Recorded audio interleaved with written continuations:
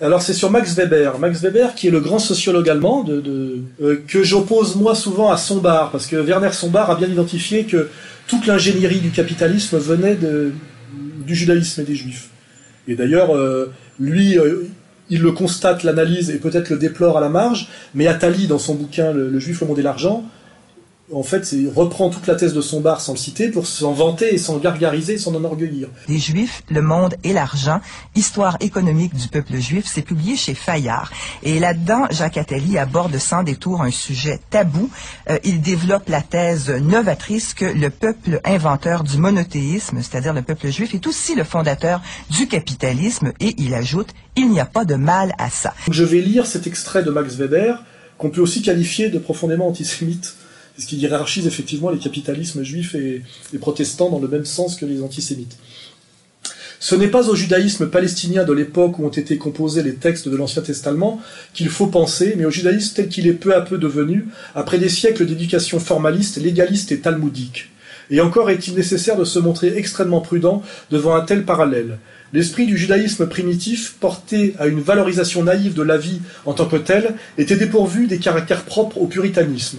De même, il était fort éloigné, il convient de ne pas l'oublier, de l'éthique économique du judaïsme médiéval et moderne, et des caractéristiques qui ont déterminé les positions du judaïsme et celles du puritanisme au cours du développement de l'éthos capitaliste. Le judaïsme s'est tenu du côté du capitalisme aventurier, orienté vers le politique et la spéculation. En un mot, son ethos était celui d'un capitalisme de paria. Le puritanisme soutenait l'éthos de l'entreprise bourgeoise rationnelle et de l'organisation rationnelle du travail. Il n'a emprunté à l'éthique juive que ce qui pouvait l'y aider. Analyser les effets de l'imprégnation de la vie par les normes de l'Ancien Testament sur la mentalité des individus, c'est là un problème plein d'attraits, mais que personne n'a réellement résolu jusqu'à présent, pas même pour le judaïsme, et qu'il serait impossible de traiter dans les limites de cette esquisse.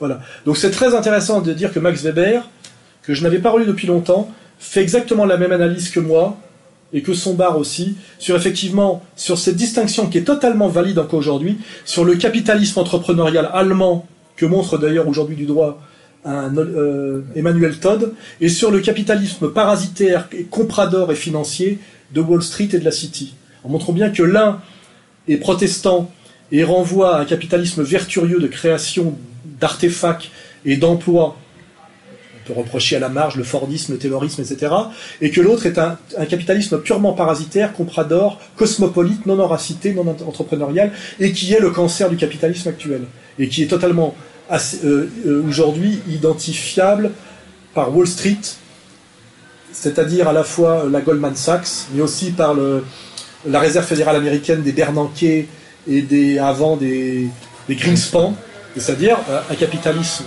parasitaire et qui est d'essence juive de façon explicite et incontestable, et qu'on doit effectivement distinguer d'un autre capitalisme qui est un peu moins attaquable, bon, sauf ça va être marxiste intégral, et qui est ce capitalisme entrepreneurial protestant. Max Weber lui-même fait très bien la distinction, et j'avais un peu exagéré en pensant qu'il cachait l'un derrière l'autre. Finalement, il a fait un travail de sociologue honnête jusqu'au bout, même s'il dit que le travail n'a pas été creusé, alors que je crois que Sombart le creuse ensuite, et d'autres après lui. Hein, mais c'est un bouquin qui date de plus d'un siècle, donc on peut l'en excuser. On va finir sur cette rubrique des antisémites célèbres par le plus grand des Français contemporains, qui est le général de Gaulle, et pas par une citation très connue de son allocution télévisée de novembre 67, où il parle de ce peuple d'élite sur de lui-même et dominateur. Et certains même redoutaient que les Juifs, jusqu'alors dispersés, mais qui étaient restés ce qu'ils avaient été de tout temps, c'est-à-dire un peuple d'élite, sûr de lui-même et dominateur, n'en viennent, une fois qu'ils seraient rassemblés dans le site de son ancienne grandeur, n'en viennent à changer en ambition ardente et conquérante les souhaits très émouvants qu'il formait depuis 19 siècles, l'an prochain à Jérusalem. C'est curieux de voir aujourd'hui comment Aziza interviewerait le De Gaulle de 67. Je pense qu'il se comporterait avec lui comme cheminade. Ouais, mais précisez les choses parce que j'ai pas très bien compris là. Il y a un poète. Non, Richard, je connais, mais vous connaissez peut-être la pas. tradition des Rothschild, je vois pas ce que vous voulez dire là. Une tradition de banque d'affaires, de jouer sur les trafics d'armes, sur les flux Avec le nez financiers, crochet tout aussi, ça. non, Mais c'est c'est pas pas le ça seul. Non, pas du Non, tout. non. Pas du tout. Ouais. Si vous pensez que je suis antisémite, vous insultez ma famille qui s'est battue contre ce que représentait le nazisme. Ah oui. Et c'est une insulte. Je Ça pense qu'on change, ça change insulte. rien. C'est Ça vous qui change avez rien. prononcé. Vous voyez, c'est intéressant et que ça lui vaudrait une fessée bien méritée. Fessée symbolique, bien évidemment.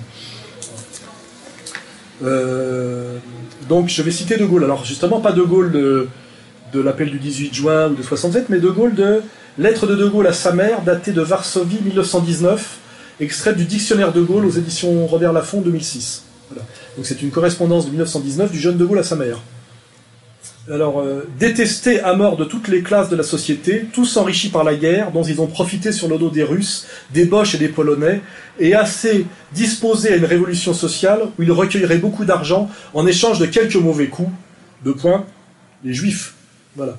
Voilà comment De Gaulle à Varsovie, hein, donc on est toujours sur ce judaïsme talmudique de l'Est, De Gaulle, le jeune De Gaulle de 1919 parle des Juifs. Hein, voilà. Fleur au fusil, tambour battant, il va. Il a 20 ans, un cœur d'amant qui bat.